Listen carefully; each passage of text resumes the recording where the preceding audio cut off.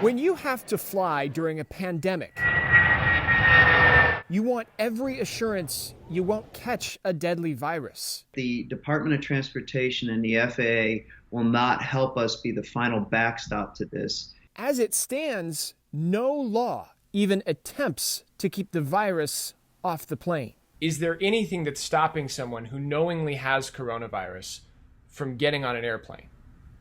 No. No federal regulation or law, no penalty for someone who knows they're sick and flies anyway. There has to be a consequence. Dennis Tager flies for American Airlines, one of 5 carriers asking passengers to verify their health before they get on board. The questions look a lot like this. United Airlines' so-called ready-to-fly checklist. It asks passengers to confirm they haven't tested positive for coronavirus within 21 days or exhibited any of the major symptoms within 14. There's nothing stopping someone who has coronavirus from lying on these health checks when they check in for flights. Many airlines will ban you if they find out you violated their policies, but no fines, no criminal penalties. Long ago, we called for mass cleaning and screening. The screening part has not happened at all. If an airline finds out someone with the virus did fly with them, they report it to the CDC. The agency says it works with local authorities to contact exposed passengers and crew.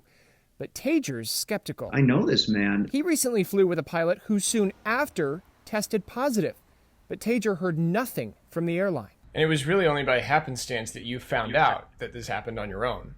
Yes, it was actually. That pilot was gracious enough to provide other pilots in a weekly update his experience. When I went to my logbook and realized that the time I flew with him was just prior to him becoming symptomatic, I was alarmed that I wasn't contacted. A lot depends on when a sick passenger is found. If the passenger is never discovered, or if it happens days after that, then it becomes far more complicated. Without a federal mandate standardizing health screening or making knowingly flying while infected illegal, airlines can only hope the coronavirus doesn't spread among passengers.